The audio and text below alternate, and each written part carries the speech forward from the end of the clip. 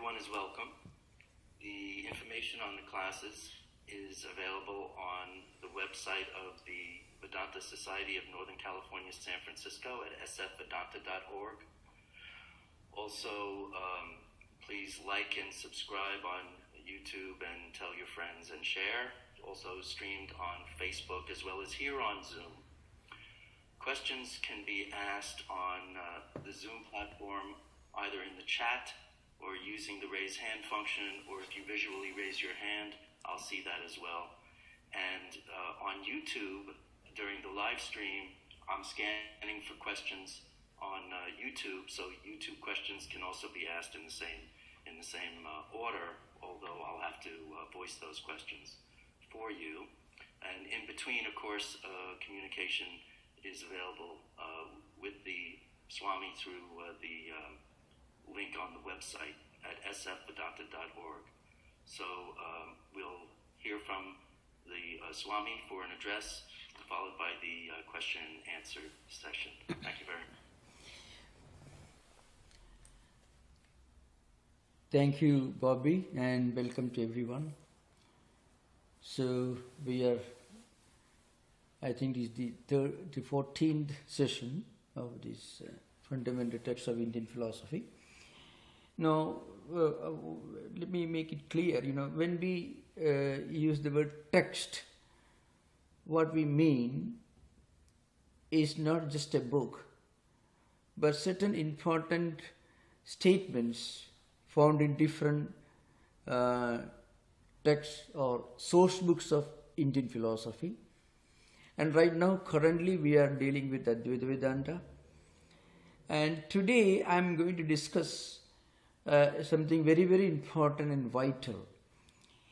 It is not just a word, but rather a sound. It is called Om. Most of you must be familiar with this sound, Om.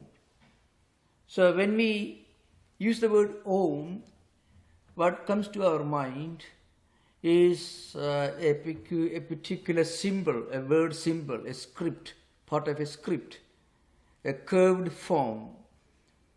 Now you can buy in the markets, in yoga studio markets, you can buy this curved symbol made of sticks, plastics, and some of them with some decorative lights and so on. Om.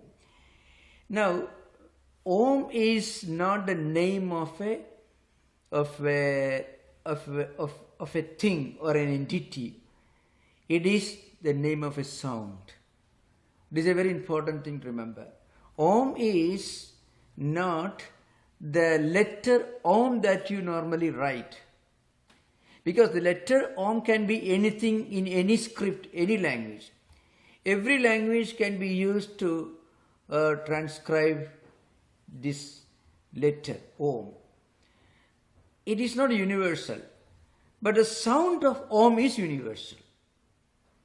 It's an important thing. The letter of sound, the letter of Om is not universal. It is different from script to script, language to language. But the sound is universal. Now, when we use the word Om, we are not talking about a script. We are not talking about a letter.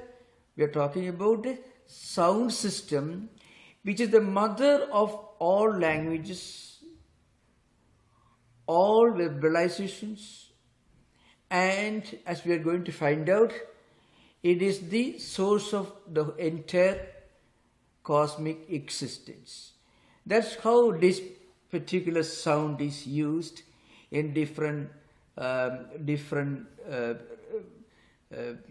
traditions of spiritual disciplines. Even our yogi can testify, even the yoga studios also, they chant this mantra, Om, you find. So, and sometimes in some places you have a huge curved figure called Om, and people sitting there meditate on that curved figure, which is actually wrong. They should meditate on the sound of Om, not the curved figure of the Om. Because the curved figure may be made of wood, plastic, stick, and sometimes with some golden color. It is totally insignificant because it is only the verbal representation of the sound Om in Sanskrit, in Devanagari script. Remember, Devanagari is not necessarily the script of Sanskrit language. Sanskrit language is even now it's written in so many Indian scripts. Devanagari became the most popular script for Sanskrit books by a coincidence in 19th century when Max Muller edited and published the entire Rigveda Samhita. They have to use a script which will be read by the largest number of Indians. So they have to use Devanagari script, which is a script associated with Hindi, in a distant way Bengali, Marathi, and many of the North Indian languages, which originally is linked to the Brahmi script of ancient times. So remember, when we talk about Om, I want to emphasize, it is not about the curved figure in front of you that you are talking about. We are talking about the sound. So there is a particular term which current in India is called Omkara Upasana. Means in meditating on God using Omkara as a verbal symbol. What they are supposed to do is they have to chant this Om in a elongated style, long. It's called Pluda. So Pluda means a very long chanting, dissertation. Om, like it goes on little long, it's called. It is not Dirgha, but it is Pluda. Neither Hraswa, the shortened vowel, nor Dirgha, the long vowel, but much longer. It means Pluda is called. Often used in Samaveda and Samagana is called. So this is the first thing you have to understand. It is not the script, nor the curved figure in front of you, but it is the sound Om that is to be understood. When we use the word, it's called Pranava or Om is called. Now what is Om? It is the word Om, this sound Om, it originates from two roots, Sanskrit roots according to Panini's Ashtadhyayi Sutrapatha. So root means the root, the origin of song. So these two roots are, one is Ap Vyapto, which means something that protecting you, something that protects you from this endless series of birth, life, enjoying and suffering, dying and being reborn, and again going through these multiple layers of different experiences, both happy and unhappy, dying and again reborn, this endless wheel, which is called Praditya Samutpada in Buddhist tradition, 12-link chain, which is caused by our desire, clinging into experiences and life. Now the point is, this is one meaning of the root. That means Apt Vyapto, it means protecting, something that protects you from endless life cycles leading to spiritual emancipation or spiritual enlightenment. This is one meaning. Another root that's again from Panini Sutrapada, means Dhatupada, is avarakshane. Something that, again, the meaning is essentially the same, something that protects you. But according to Sanskrit grammarians, this particular phenomenon has got 19 different meanings for the later dhatu. That is, it may be interesting for us to keep in mind. I shall try to explain this, because Om is very important. So, Om Mani Padme Om, you find if you go to a Buddhist temple, you also hear Om. If you go to Jaina temple, you hear. If you go to yoga studio, then also you hear Om. And there are many places, many dining halls and drawing rooms and sitting rooms where you find this curved figure. People don't know what it actually means. It is the symbol of the unity and oneness of existence, the unity and oneness of our experience, all our experiences, and the unity and oneness of the entire cosmos. That is what it is. It is symbol. So, the Sanskrit grammarians interestingly give 19 different meanings to this later, the second dhatu I mentioned, ava rakshane. It's called rakshana, gati, kanti, tripti, avagama, priti, pravesha, sravana, swamitvam, yachana, kriya, ichha, deepti, vyapti, alinganam, himsa, danam, bhogam, vriddhi. Mind-boggling. But anyway, it's an entirely different world, in ancient language. In this modern utilitarian society, you may go crazy if you go about finding 19 different meanings for one of the two roots from which the word Om originates. But that's precisely this non-utilitarian aspect of this, precisely what makes it significant and important for our times. So, what it means is, see, first of all, it protects you. And then it enlightens the world. So, Kanti means, Vishwam Prakasheti. Now, remember, I had to lead you through some very unpleasant, maybe slightly boring moments in this discussion. It has something to do with linguistics and philology and also a very profound philosophy. Okay, so you utter the word Om, when you, Hindus at least, when you do Sadha ceremony, or when you do puja in your temples, or when you go to yoga studio, not only Hindus, but for Hindus it's very important. It's also Buddhists. They also use the word Om as a symbol. And of course now the Om as assumed, so much of significance in many traditions. So then again, it is something that gives you contentment, tripti. Again, it helps you to know about things. That is called avagama, priti. It gives a sense of satisfaction and contentment for everyone. Again, it manifests as a divine spark in all beings. It is called pravesham, sushmatvat pravishyati, means it is so subtle.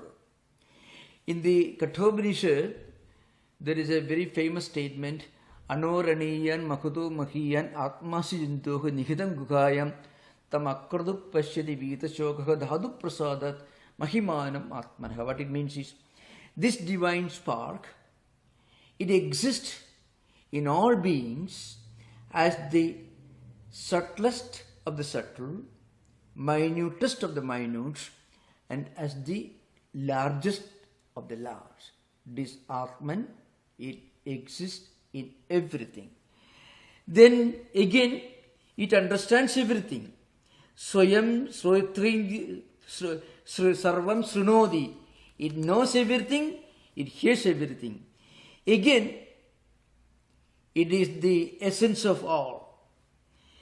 And it helps everyone to go about doing their duty. Kriya, samsara chakram chalayati. Again, Ichha, it itself doesn't have any desire, but it fulfills the prayers of everyone. Deepti, again it is of the nature of effulgence. Vyapti, it is all pervading.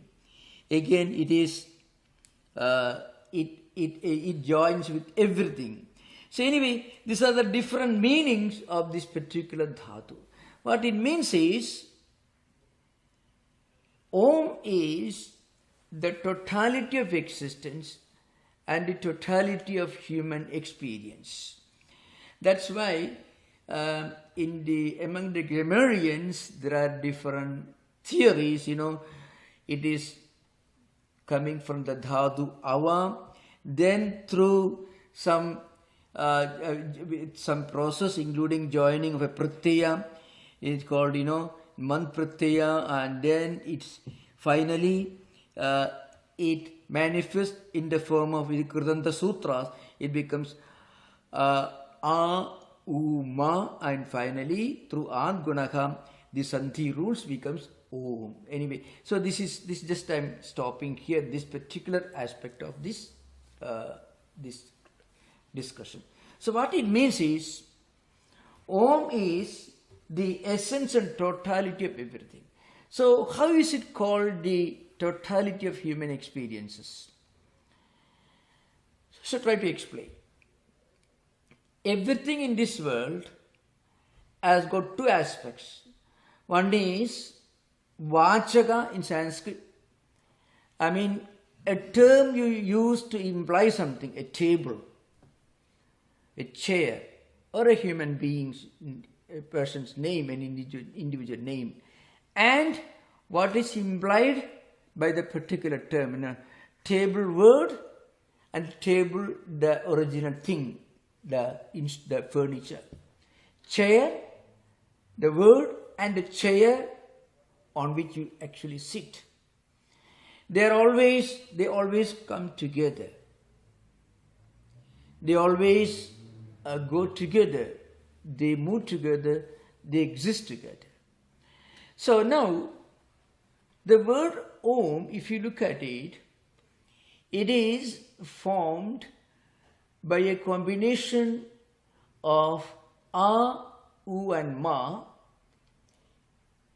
through a grammatical process called, these vowels coming together. The join, it is Sandhi, means junction, is a grammar rule called Adgunaka. That's a Panini Sutra. It's a different thing. So, A, U and Ma together constitute the word Om from a grammatical point of view. But from a philosophical point of view, this division has no relevance. Why? Because you don't chant Auma, but you pronounce only Om, only one sound. According to some of our Upanishads, the Mandukya Upanishad and the Upanishads, human experiences can be divided into three categories. I already implied this, just a superficial explanation I gave earlier. One is waking state. The second, it called it Jagrat state.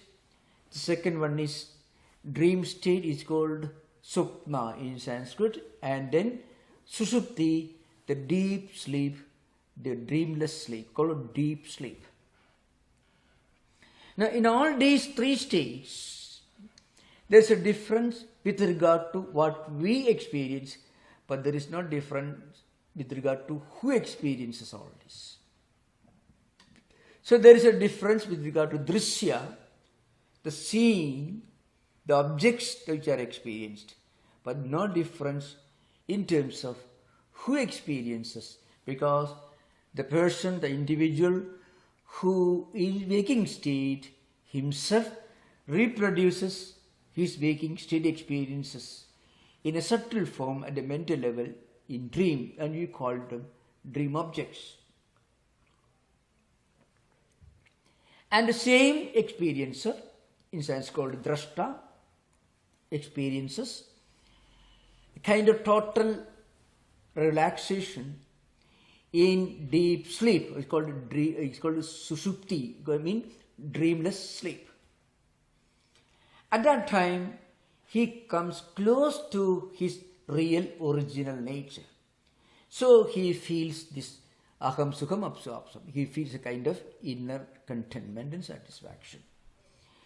Now, each of these three states corresponds to one of the three letters or sound, please, I'm sorry, not letter, but a sound A, U and Ma. Experienced in waking, dream and deep sleep.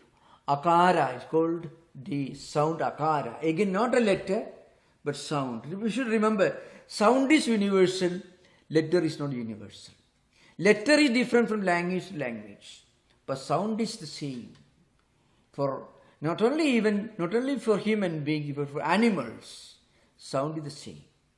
Animals also can produce a sound very similar to the human beings. I've seen recently, just to check this, to make sure that I am right when I say this, recently I watched a YouTube video where, this Britain has got talent, we find a dog, a well-trained dog, literally says, okay, fine, thank you, and so on. All these words is not different from human speech. A dog actually produces sound which is in no way different or distinct from human beings. What does it mean?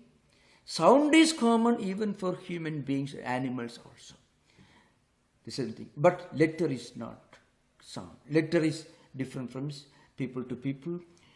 Even within India, 23 different languages, 23 different scripts, which can produce Om in 23 entirely different ways. But at the same time, Om is the same for everyone. Now, if you look at, of course, I'm not going to the details, but I mentioned those who are interested in Sanskrit, called Samjna Prakaranam is the first chapter, the beginning of Siddhanta Kaumadi, which is an elaborate commentary on Ashtadhyayi in a well-organized Bhattoji Dikshita's Siddhanta Kaumadi. It's a commentary. Samjna Prakaranam you find. So in that book, the grammarian, he explains the formation of vowels, that is swaraksharas called in Sanskrit, vyanjanaksharas, consonants and different sounds from our inner vocal cords and also from the inner organs. Now, the sound Om, it is constituted by three sounds, akara, A, U and Ma I mentioned. A is pronounced with open vowel. It's A, with mouth is fully open. U is pronounced with mouth half closed or half open. And Ma is pronounced with mouth completely closed. So these three sounds exhaust the entire possibility of human speech. Now, if you have something that represents the entire potential possibilities of human speech, its counterpart is the entire thought system and the entire cosmic existence.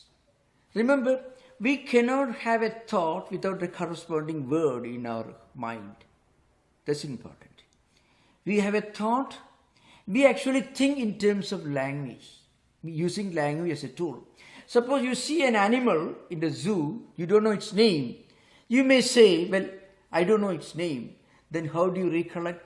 You recollect it by an animal that I saw in the zoo, the name of which I don't know. That is your verbal representation for the animal. When you find out the name of the animal, then this verbal representation is replaced by the name of the animal. Still, your mind cannot go back to your experience without the help of a sound system or language system.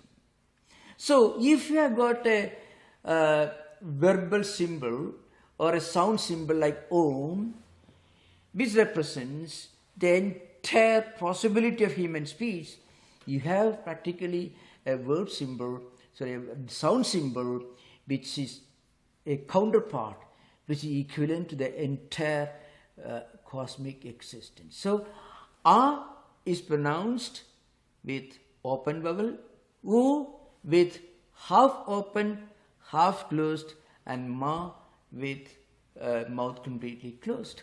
And there is no other way of speaking, there is no other way of saying anything in this world. The whole human speech I go through this. So, Vedanta tells you that Akara represents waking state experiences. Ukara represents dream state experiences. And Makara corresponds to deep sleep or sushupti state experiences. And do we have any other experience in this world? Your human life actually. People sometimes think that deep sleep is not an experience. But can you ever live without that deep sleep? Human life will be broken to pieces and you'll have to go to a lunatic asylum if you never get deep sleep for some years, for several years. Nervous breakdown, intellectual breakdown, psychological breakdown, what will happen? What it means is, suppose we divide our life, say 24 hours, divide into 3 units. 8 hours the waking state, 8 hours, let us say, some kind of a dreaming experience, and 8 hours waking state experiences. That means you may think that waking state alone is your only life. Dreams and deep sleep are unreal. But remember, suppose you are 99 years old, you cannot say you are only 33 years old. What about the 63 years? Sorry, what is the 33? 66 years? I mean, hypothetically, you cannot say you are only 33 years old. You are 99. So 8 hours you slept every day. 8 hours you dreamed every day. 8 hours you had deep sleep every day. What does it mean? It means all these 3 experiences constitute the totality of human life. So in this, there is one who remains the same, unchanging, drashta, the perceiver, the seer, the experiencer, the subject, the witness. But the objects, the seeing, they called drishya, they completely change. Because there are differences with regard to waking state experiences and dream experiences, and all these are cancelled in deep sleep. Now, okay, let's say, ask the question, where does it come from? Let's ask this question. Where does this Om come from? It comes from silence. And where does it end? In silence. So, silence manifesting in between as waking, dream and deep sleep experiences. And all this going back to silence. The silence represents Turiya. This I mentioned earlier. Turiya is the eternal witness subject, which is present in one respect, in one aspect, in, let's say, dressed in one way in waking state, dressed differently in dream, and again manifesting differently in deep sleep, sushupti, but the same drashta is present in all the 3 states. This totality of human experience, which is also the totality of existence so far as every human being is concerned. So, that's why there is a mantra, Om iti edut aksharam idam sarvam. You find in the Mandukya Upanishad. Om iti edut aksharam idam sarvam. Idam sarvam Om iti edut aksharam. So, all these manifested objects constituting the entire cosmos, it is nothing but Om. And it is Trikala Adhina and Trikala Atita. Trikala means 3 states of experiences. Waking, dream and deep sleep. Jagrat, Swapna, Sushupti. Experiences within these 3 states. But there is something that transcends all the 3 states, which we cannot name, which is not an empirical experience, which is Turiya. So, Vedanta tells you that Om is nothing but the totality of existence. Totality. If we can have a sound representation of the totality of experience, it is nothing but Om. If we can use Om as a spiritual practice, and this has been experienced by many. If a person really chants the name, the sound Om as a Pluda, again Pluda is long vowel. It should not be too short. It should not be just long. It should be a long. It is called. So you find it emerges from silence. Again, Om. Finally, it merges in silence. So, if a person practices this with the understanding that he is identifying himself with the entire cosmos, he feels a kind of inner harmony and joy, because his identity is non-distinction with the entire cosmos. The whole universe brings him an air of harmony, peace and contentment. That is the explanation for this unique experience that people talk about. I mean, they say that when they chant Om, they feel a great inner joy, inner harmony and inner fulfillment. So this is an important thing to remember. Of course, it should be chanted properly. It should be chanted long. It should be chanted in a if possible, with some physical purification. There are certain simple, noble intention, physical purification. If you do that, you feel this inner poise. Again, if a person chants this, it also becomes a regulating mechanism for breath system. Because remember, our breath has something to do with our state of mind. You can test this. When we are agitated, our breathing gets disturbed. And if we can somehow keep a breathing system or a breath in a state of stability and equilibrium, you feel a kind of inner harmony and contentment and a kind of poise. Now, using the same principle, if we can chant Om with total identification with the mantra, even the breathing system, the breathing exercise that goes along with this recitation or chanting, helps us to remain in a state of, to experience a state of harmony and peace. So this is the important thing that we have to keep in mind. This is one very important aspect of the Omkara Upasana. So according to Shankaracharya's commentaries, this Omkara Upasana, if a person can practice this, he can connect with this inner spark, the essence of Atman, the presence of Atman within himself and the presence of Atman everywhere.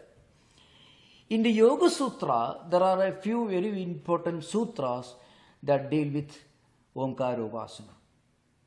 It's very profound. There are three important sutras in the Samadhipada, which is actually the first chapter of Yoga Sutra, Samadhipada. The 27th, 28th and 29th. There are slight differences in some printed books. One is Tasya Vachakaha Pranavaha. Pranava is Omkara. Pranava, Prakarshena Navaha. Because of a grammatical combination become Na. Means eternally new. Something which is eternally new means it is eternal. Always is the most ancient, at the same time it is eternally new. Ageless. It transcends the past, present and future. So this particular sutra used by Panini to drive home one single idea. This verbal symbol or sound symbol is the manifesting word, one possible way of implying what is beyond all implications. Trying to name something which cannot be named. An attempt to explain something is beyond explanation. Words cannot explain this, but words can give indirectly an implication of this. So Om is the sound symbol by which we imply the eternal reality. This is one important sutra. The second sutra tells you something about his practice. Tad japaka, tad artha bhavanam. So, by practicing this Omkara and by artha bhavana means concentrating, focusing on the essence and meaning of Omkara. That is the totality of human experience, all human experiences, and the totality of the entire existence in cosmos.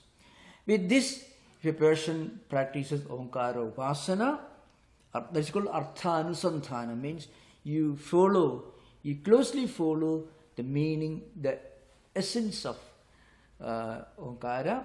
Then what happens? It helps you to experience the presence of the divine within you.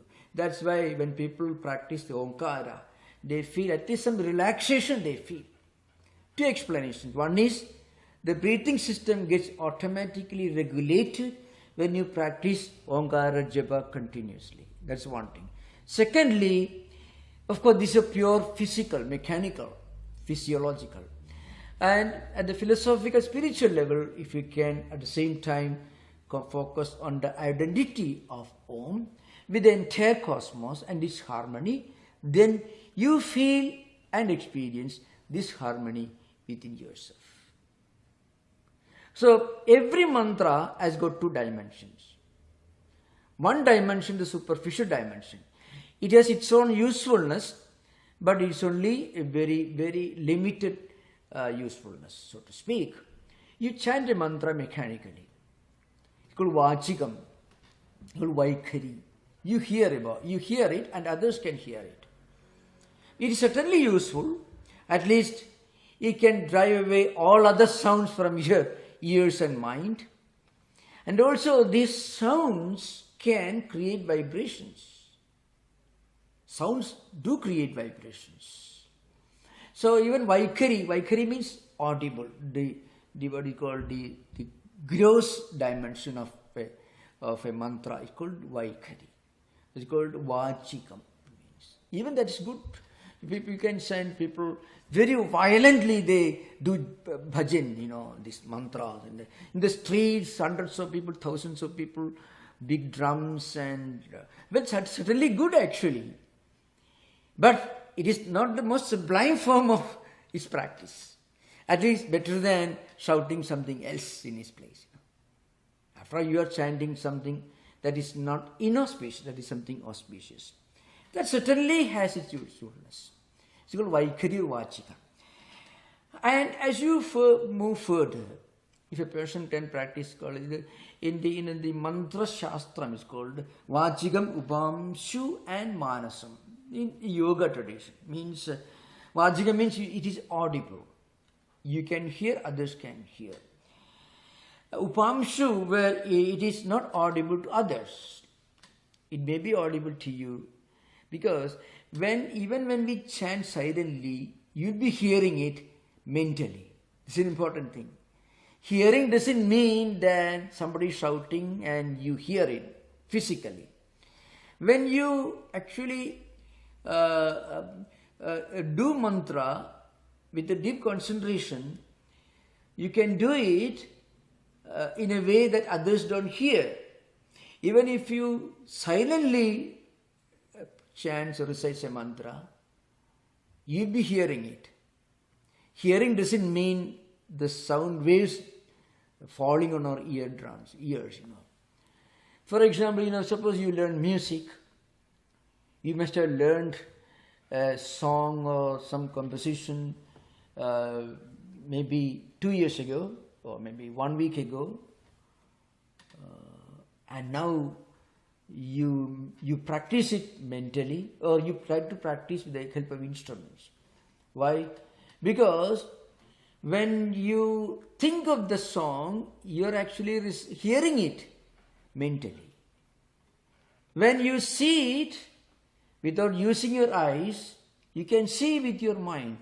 You can even taste with your mind. You are able to remember taste, which you are tasting with your mind. That's why you are going to McDonald's hamburger again. That's an important thing. So also, all the 5 functions of the 5 senses of perception and mind coming together, they have 2 dimensions. One is physical, gross, and the other one is subtle, where mind alone is involved. So, Upamshu, that is an advanced form of practicing Onkara Vasana, is not audible to others, but audible to yourself. The third stage is called Manasam, but do it mentally, where there is absolutely, it automatically happens to you. Same mantra shastra, same japa, tad japaha, tad artha bhavanam. In some other commentators, Vajaspati, Vijnana Bhikshu and others, those who are interested, I have dealt with these Yoga Sutras when I was dealing with Samadhipada. We have a lot of Yoga Sutra lectures on YouTube and the audio, and also YouTube we can find. I have dealt with the subject more elaborately elsewhere. So the same Onkara Upasana, how it really works in our life, has got another dimension. It is again more or less the same. It means Para, Pasyanti, Madhyama, Vaikhari. 4 levels of practicing Onkara Upasana. One is loud. You hear, others hear, Vaikhari. Second one is Madhyama, where others are not able to hear, but you recite it. We can hear it. The third one is Pasyanti, where it is subtle. And Para means where you become identified with the essence of the mantra. Artha means mantra artha, it's called. So from mantra artha bhavana, you actually move towards the realization of this mantra upasana is called. So now, the third sutra, in this series, the sutras in Samadhipada that deal with Onkara is Tataha Pratyachedana Dhigamopi Antaraya Bhavascha. It's a very famous sutra. Tataha means by practicing this Onkara, what happens to us? Pratyachedana Dhigamaha api means you realize, Adhigama means you realize, you experience this Atman, the inner spiritual essence that's already there within all of us, which is actually beyond intellect and mind.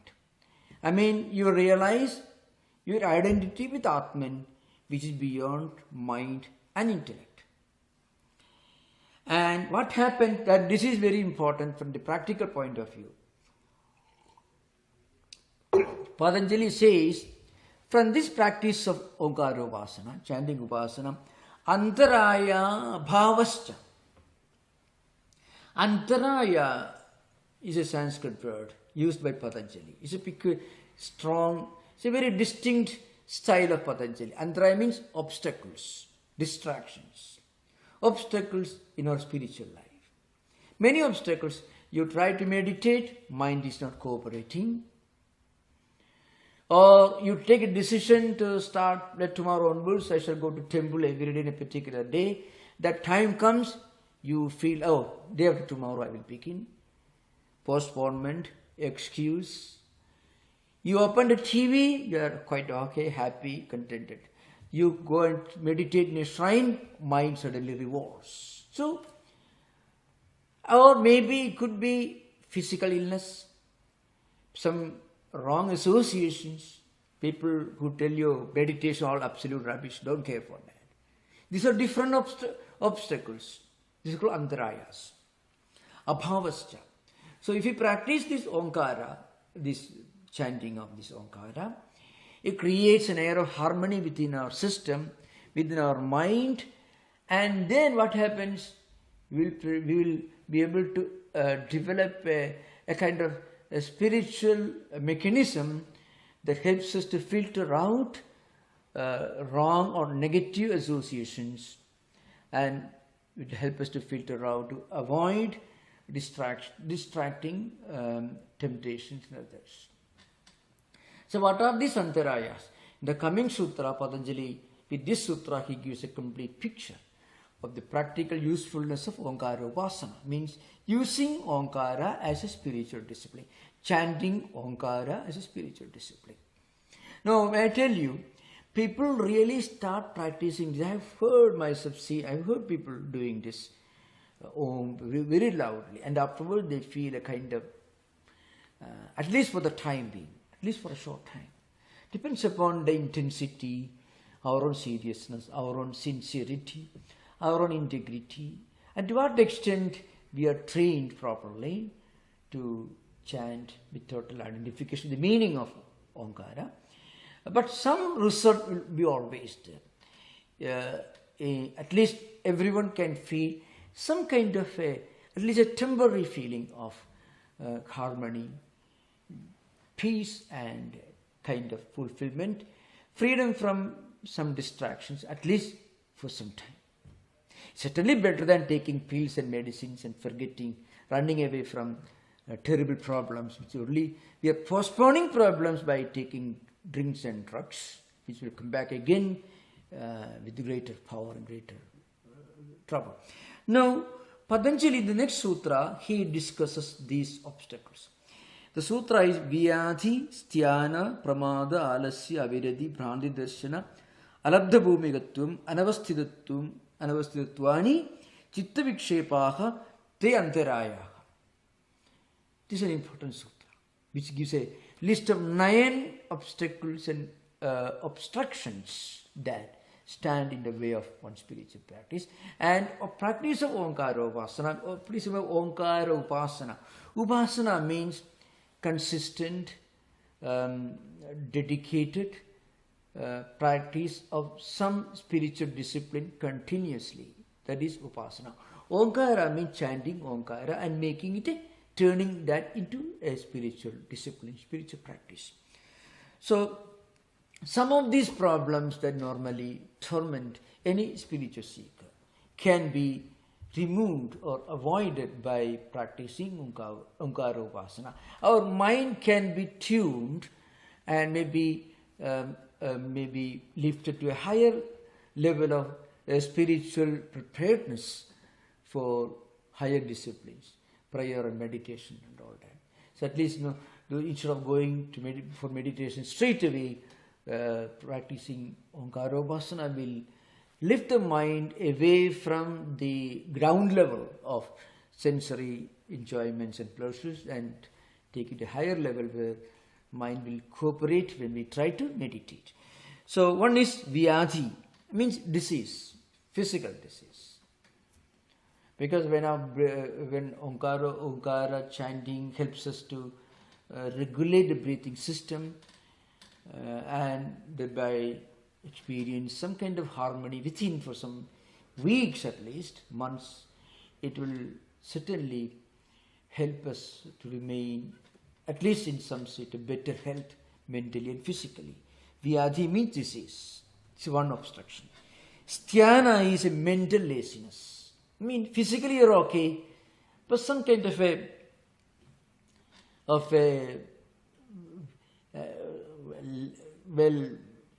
it will happen, don't bother, it will happen, postponement or procrastination. The third obstruction is pramada, means doubt, carelessness, self-doubt all the time. Not being able to take a decision in the right direction.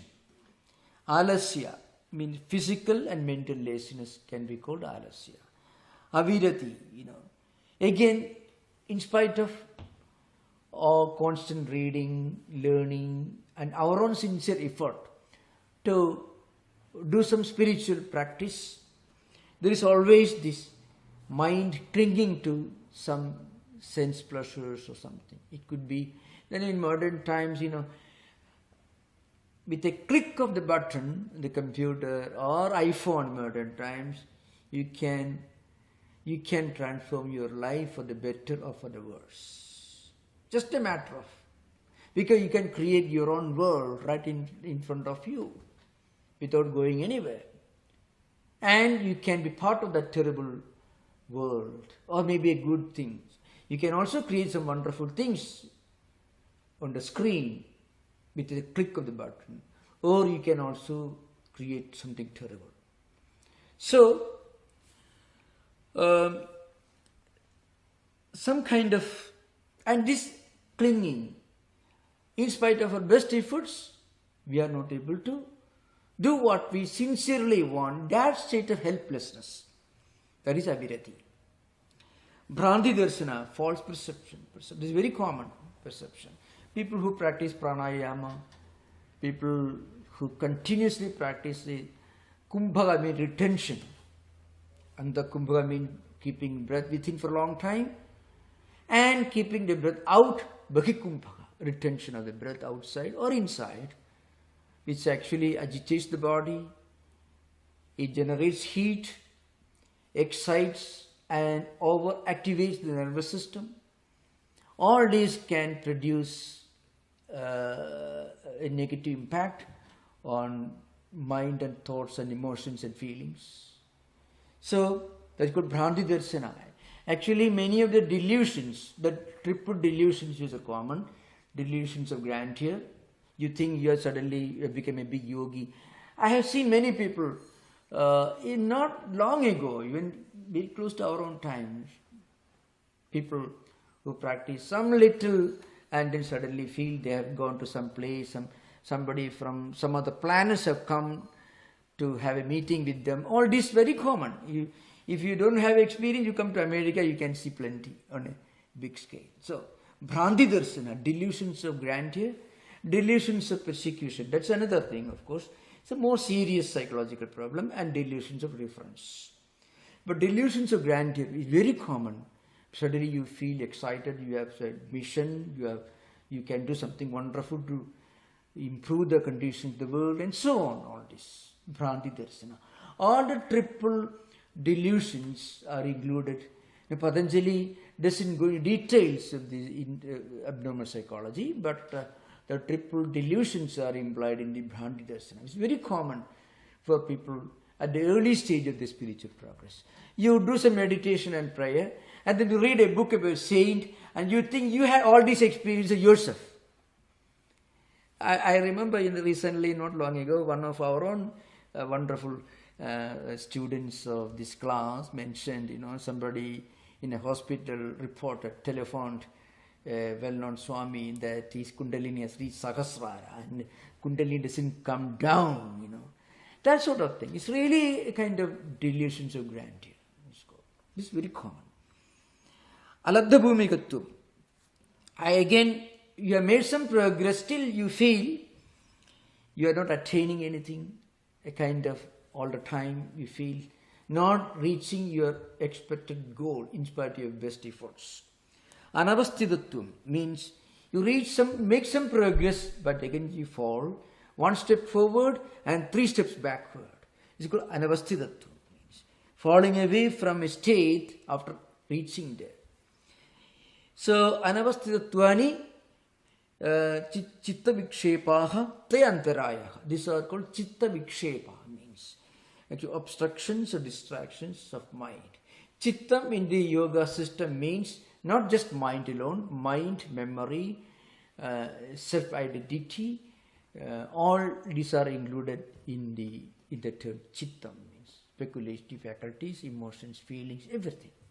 Repository of all emotions and feelings and memories and ego identities. So, Patanjali implies that a practice of Omkara at the gross level can give you a sense of harmony and peace. And when you feel that, many of these obstructions can be slowly removed or at least you don't feel the intensity of many of these obstructions. Or you can totally avoid them when you reach an advanced state of Omkara practice. This is an important part of Patanjali's system. Of course, there are other Upanishads which deal with Omkara Upasana. Mandukya Upanishad is very important. Shankaracharya has written a very wonderful commentary in the Mandukya, Brihadaranyaka and Chandogya. All these Upanishads deal with the science of Omkara Upasana. Maybe sometime later we may discuss this at some point of time. Okay, thank you, Namaskar. Now we can have interaction. You are most welcome to ask questions. So remember, Omkara is not something insignificant. It is the most important sound in the entire Vedic literature. Omkara corresponds to the entire Vedas. So, in fact, there is a way of looking at the canonical tradition of Vedanta and Hinduism. At the grossest level, you have got all these books, Puranas, Itihasa, Mahabharata, Ramayana, all the Puranas, 18 fundamental Puranas and 18 auxiliary Puranas, Mahapuranas 18 and Upapuranas 18. And other Itihasa, Ramayana, Vedas and so on. And Vedas are the essence of all this. Okay. Upanishads constitute the essence of all Vedas. Gayatri constitutes the essence of all Upanishads. Omkara, which is chanted at the beginning of Gayatri, constitutes the essence of Gayatri. So from Omkara to Gayatri, again to Upanishads, then to the four Vedas, and again as you come down in a descending order, from the subtle to gross, you reach all the Puranas and the huge books. I mean, Omkara is the condensation of the spiritual wisdom and spiritual philosophy of Hinduism, Vedanta, and by implication Buddhism and many of the traditions, because the Omkara is used as a mantra at the beginning of many of the Buddhist prayer systems. So you can have interaction. Most welcome. Thank you. Thank you, Maharaj. Thank you. I see the hands up, but there was an earlier question on the YouTube, and that question was early on when just before you started to mention that there were 23 different languages, but that Omkara is a sound. And the question is, Pranam Maharaj, did the exponents of various philosophies like Advaita, Dvaita, Advaita experience different truths due to which they spoke differently? I'm reading it verbatim. Did they experience different truths due to which they spoke differently? I'm not sure whether or not they spoke differently because of their philosophies or the reverse. Perhaps the question is the reverse. Yeah. So there are two approaches to this question. One, from a logical perspective, there's a gradual evolution and ascent from many to one, from without within. There's a gradual evolution. From many to one, from without within, from gross to subtle. At a penultimate state, you can see things are many. As you move forward, you evolve towards an ideal of unity and oneness. So, in that respect, I can I can quote Vivekananda. Swami Vivekananda says, we are not traveling from error to truth, but from truth that's lower to truth that's higher. So, again we are evolving from Dvaita to Visishta Advaita towards Advaita. So this is the natural evolution of our spiritual journey for any person. Now, this is one approach, and this is the simplest possible answer. The other point is, In Indian tradition, there are many sampradayas, several dispensations. So very often, different schools of philosophers have different teachers, and they persistently clung to their own doctrines with all sincerity, honesty, and with total dedication. Because of this, you can find there was a lot of dialectical confrontations. Remember, they're all dialectical confrontations. If you look at the history of Indian philosophy, especially Vedanta, from let's say 9th century to 16th century, you can see first Shankaracharya comes in 8th century. He codifies the entire Upanishads, writes commentaries on the Upanishads, Brahma Sutras and Gita, and number of other books, and then he establishes a system, and he builds temples. He writes most wonderful devotional poetry, 65 of important poems in Sanskrit, and then he establishes the Advaita. Okay, now about 200 years later, another great philosopher comes. In fact, within the next 350 years, Ramanuja and Madhva, both of them, great thinkers and philosophers, they came. They respond to this Advaita and its popularity from their perspective.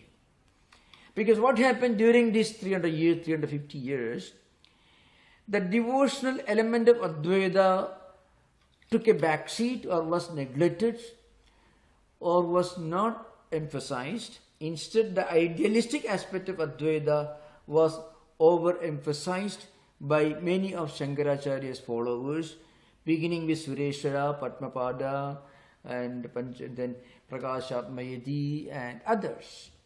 In response to this, from another perspective, the great Ramanuja comes and he projects the importance of devotion.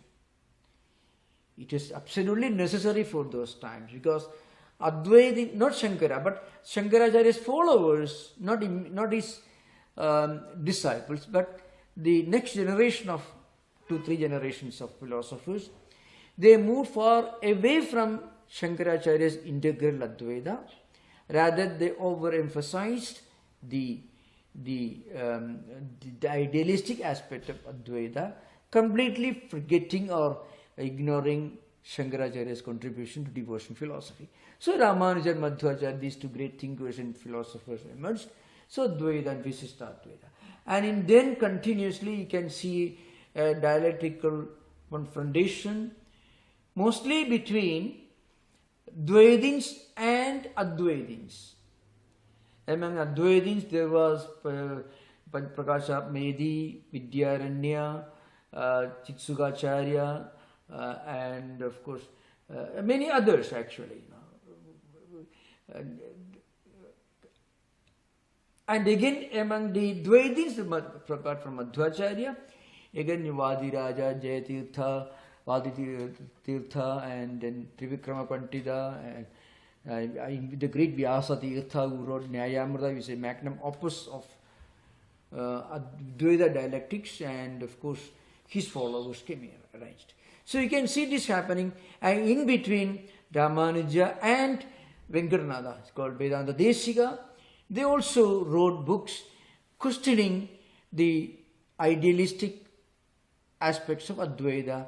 Again, the reason was there was a tendency to move away from Shankaracharya's holistic Advaita, which did not quarrel with devotion, with accommodated devotion and Karma Yoga in its scheme, but it was again forgotten, and there was an overemphasis on the idealism of Advaita.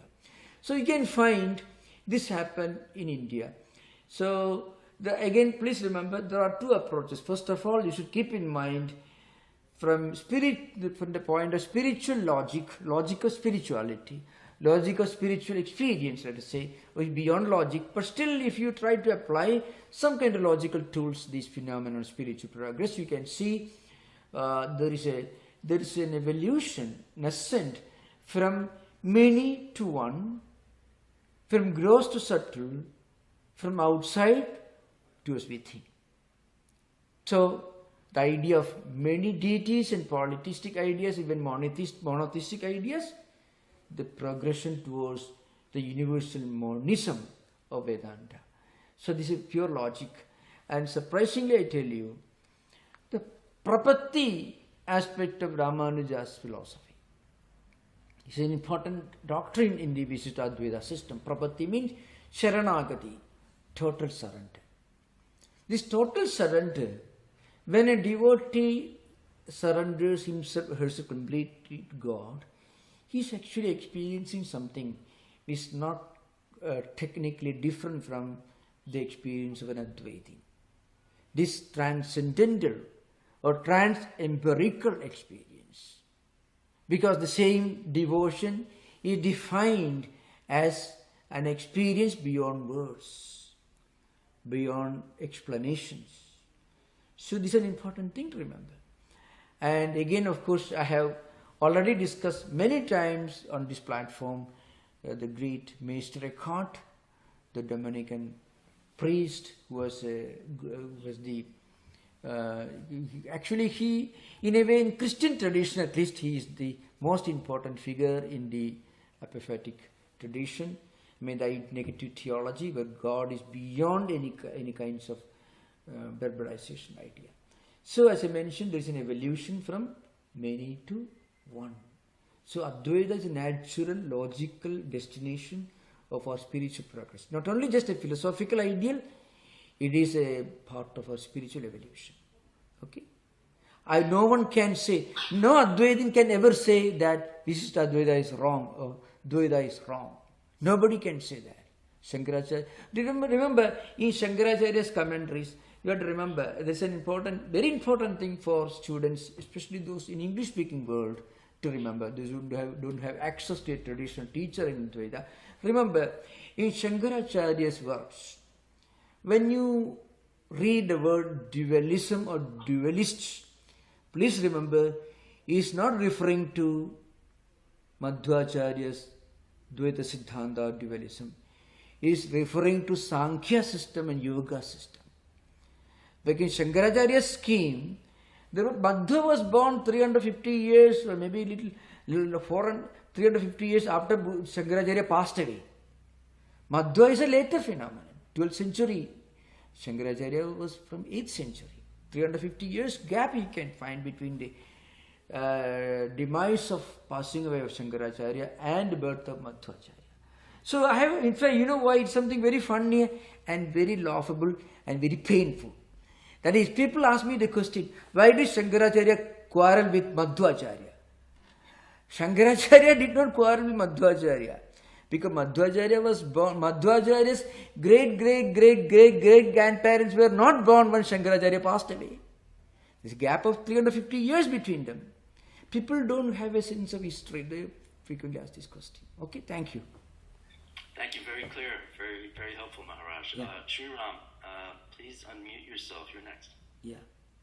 Guruji, I heard traditionally speaking that only sannyasis can do Omkara, Japa or Omkara Upasana. Is that correct? It is not correct. No, it's not correct. Sannyasis alone, no, it's not correct. You find in the Brihadaranyaka Upanishad, some of the great teachers who were teaching the highest Vedanta, including Omkara, were kings and emperors, Ashwapati, Panchala king, Janaka, who was a king of Mithila, in today's Bihar. Many of them, and again, so remember, many of the rishis, sages in the Upanishad tradition were householders or retired hermits. Uddalaka was teaching his son. Tattwamasi was taught to Shvedaketu by Uddalaka, father teaching his son. And again Janaka was a king, not a monk. Yajnavalkya took to monasticism only much later. He was a great teacher, the philosopher. And he was a married man. One of the most profound discussions in the Brihadaranyaka Upanishad is the Yajnavalkya Gargi Samvada. Yajnavalkya Maitreyi Samvada. Yajnavalkya and Maitreyi. Maitreyi was Yajnavalkya's wife. It is all about Amrutatva Siddhi, means immortality.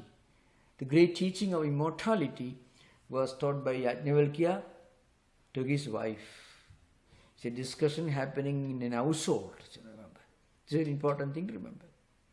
Many of the great teachers of the Upanishadic times were, not all of course, were either householders or retired householders. Great teachers living in hermitages in the forest. Some of them, like Sanat Kumara was a monk, Narada was one, like that. But there were many others who were not monks, remember. It's a very important thing to remember. Thank you.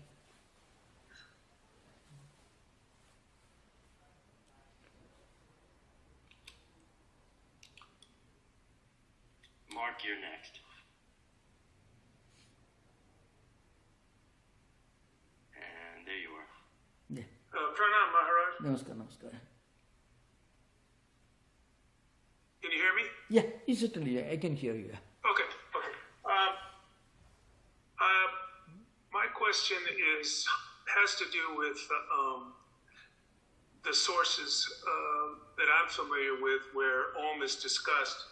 I've done a little bit of study of Om, and I know that it's talked about in the Bhagavad Gita, in Patanjali's Yoga Sutras, in the Upanishads, and specifically it's discussed in detail in the Mandukya Upanishad. And one of the statements that the Mandukya, one of the verses says, Om is truly the self. And, Om, I understand it's the basis of all existence, but it's like a vibration. How could it be the self? Okay. Self means Atman. Atman and Brahman. That's the meaning. So, Sarvamit Omkarameva means everything is Atman. Everything is Omkara. So, Atman is sometimes, sometimes it is called Sarvam, means it is a totality of everything. What is totality? So, self here means Atman. Actually, some books will be written with capital letter. Yes, sometimes not. But when Omkara or Om is equated with self, the self is Atman. With capital letter S. So by chanting Om, we're getting in touch with the self. Om is actually. Yeah, precisely. Okay. Yeah, when you chant Om, you are connecting with your own spiritual element within yourself. Your own spiritual element that is deep within you. So that's why you feel a kind of inner harmony and peace. This is an important thing to understand. Now, you can find, if you go to India, there are some Christian denominations who have created some kind of mantras with Omkara. Of course, that may be an attempt to convert people. That also is one possibility, but in some cases, they do it with all sincerity. Also, you find wonderful examples of that. So, Om is also associated with some auspiciousness, harmony, peace, auspiciousness. I gave you the 19 meanings, Priti, Vriddhi, all these are examples there. Shanti means all possible ideas linked to totality, harmony, integrity, unity, oneness. All these are included among the 19 meanings for our dhatu, one of the two roots from which the word Omkara comes. According to Panini, I told you there are two important Apt, Vyapto and Avarakshana. These are two roots from which the word, the sound symbol Omkara emerges. through some kind of a grammatical process, it will become Uma, which again combined together according to the rules of conjunction called Sandhi, Niyamas, Sandhi rules, it becomes Om. Anyway, I remember the teachers of Shankara's commentaries emphasize the point again and again. You should never try to analyze Om the grammatical way. It is a total, they don't agree with that. Om by itself is a totality of everything. So, but again, if you want to give a grammatical analysis, this is the way to do that. But it is not, it's not appreciated by the great Advaita philosophers. They don't go through that route. Om, chanted as Pluda itself, is a symbol of totality of all human experiences and the totality of all existence. Thank you. Thank you. Yeah. Thank you, David, please.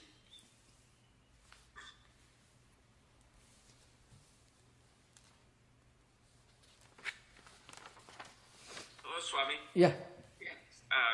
I just had a maybe quick question. Is the Western word Amen? Yeah. Is that related to Om? In fact, there are thinkers who take it that way. And I think it is chanted differently in Latin countries. In the more conservative Christian churches, they chant with a long elongated vowel, so it comes very close to Om. When you chant it with a long elongated vowel, it comes very close to Om. Again, you have to remember, Om is a sound, not a letter.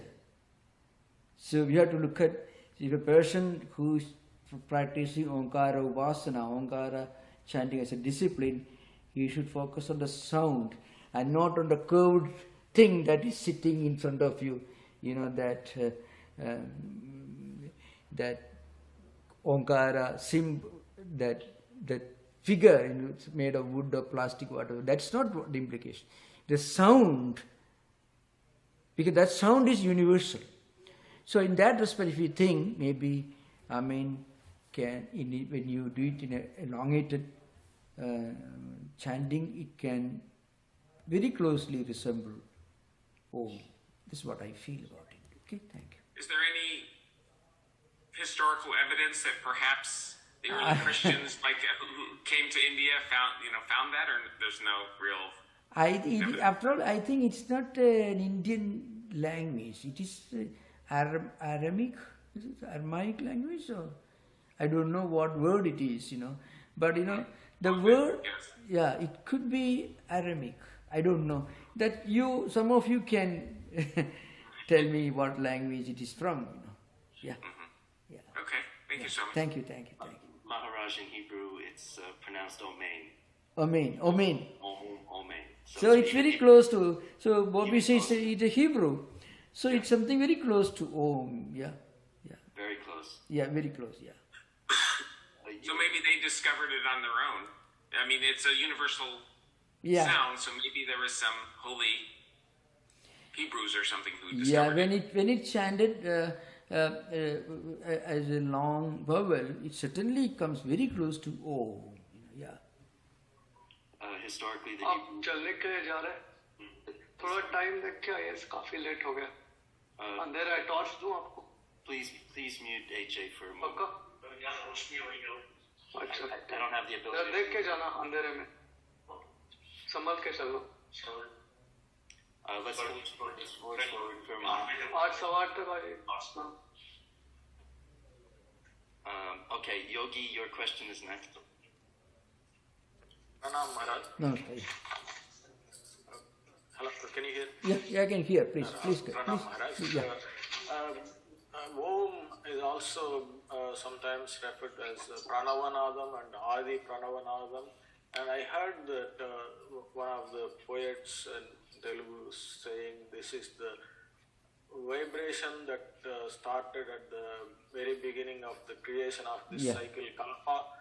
the creation follows that, and after that everything evolves and the human beings become, when humans evolve, and after that the actual sound Om comes from that vibration. Is there any scriptural reference for this, or is it just imagination or guess? You know, Om, because of, I mentioned earlier, if you analyze it from a grammatical point of view, it includes these three sounds, A, Au and Ma, which exhaust all possible verbalizations, all possible speech systems. So, in that respect, it is the totality of everything in this world.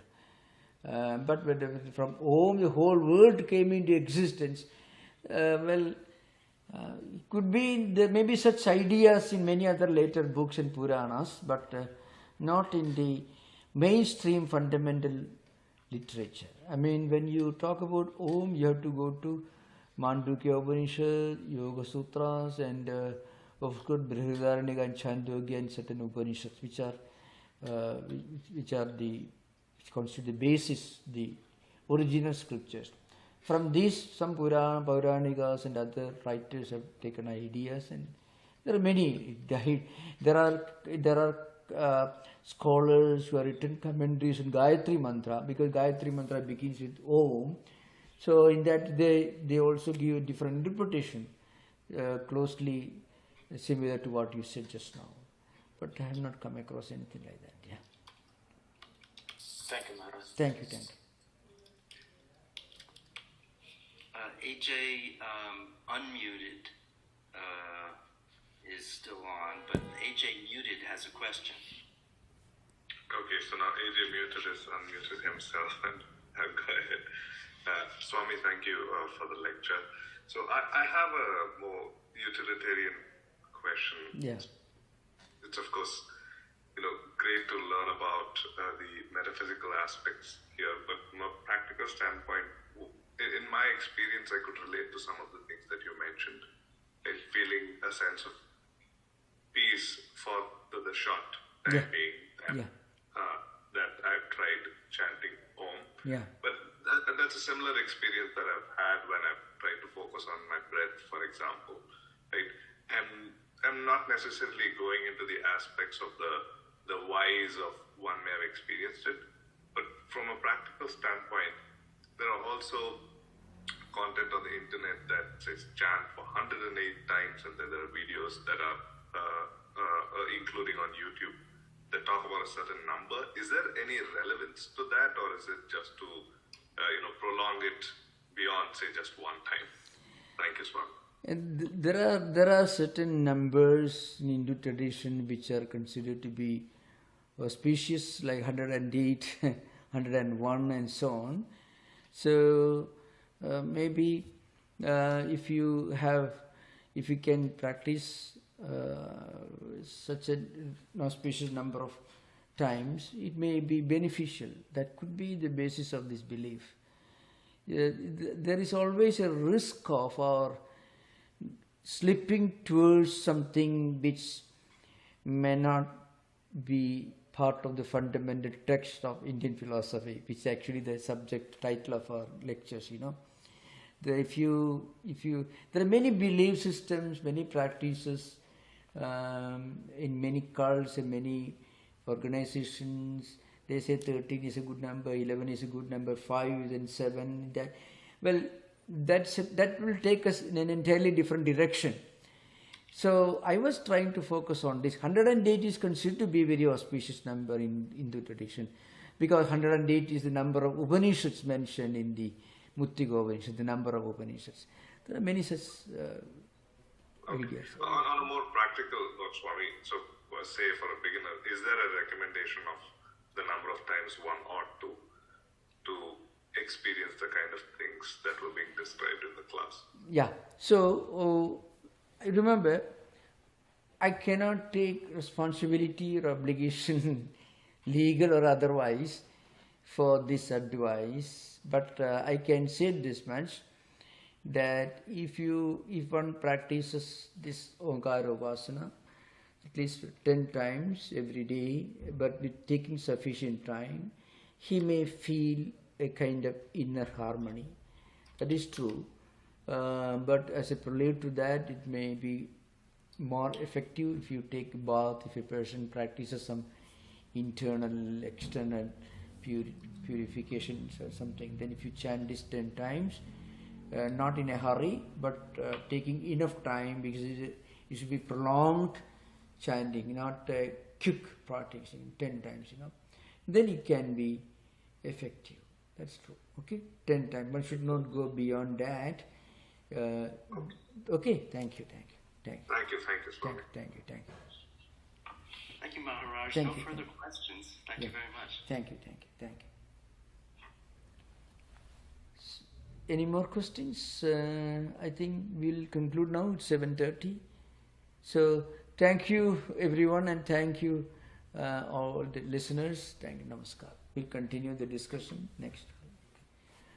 Om Shanti Shanti Shanti Harihi Om Tat Sat.